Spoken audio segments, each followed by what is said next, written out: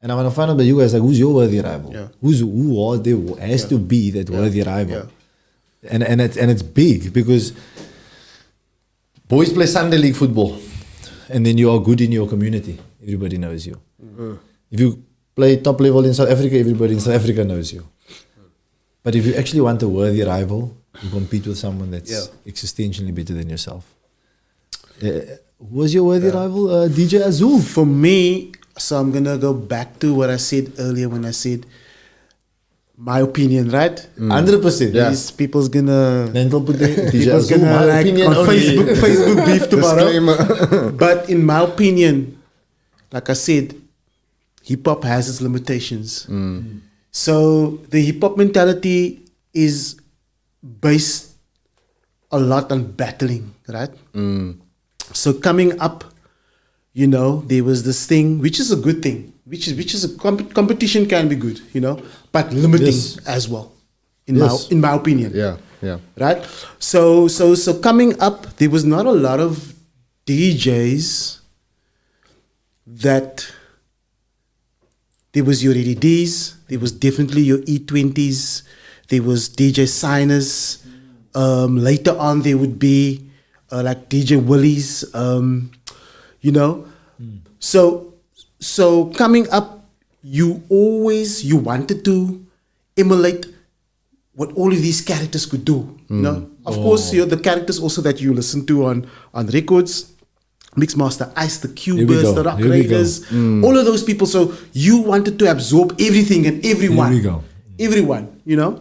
For me, in my case, because we're talking pre-internet, we're talking pre-DVD, we're talking maybe the beginning stages of VHS. Ready D was the only person that was on a level at that time. Nice. Right? So for me, even being on school, I used to cut school to go to his house.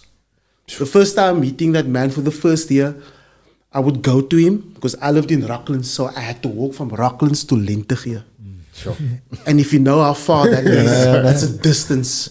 So myself and my homie, rest in peace, Ronald, we used to walk every day. And sometimes this man would not be at home. He'd be on tour, you know, in Europe or wherever. And literally for that first year, that guy would be busy making beats, practicing, and I would just sit like this for a year, 3 hours. Nice. Then I go home, and then I practice what I think would be the right techniques. You know what I'm saying? But to cut a long story short, you then learn or you become or you assimilate certain traits of that individual. Yes. Right? Because that's your only source, your only physical source. You know what I'm saying? So you're absorbing that, you're absorbing all of these things. And at a certain point, it actually becomes too much. Then you sit back and you realize, shit, the only person I actually need to compete with is myself. Yep. Actually myself. Yeah. That's why the worthy part is you rivaling yourself.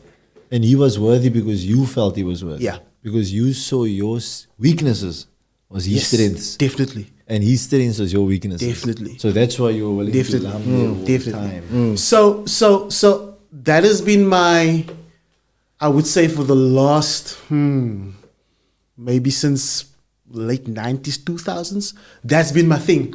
Nice. Like competing with myself. On all levels, not just music. Right. Like trying to be a better person. Professional. Like trying to just do stuff better, you know, for myself. You know, because I think that if you do that, all of those type of things, those little disciplines, basically helps you in your craft and in your art as well. You know? 100%. Yeah.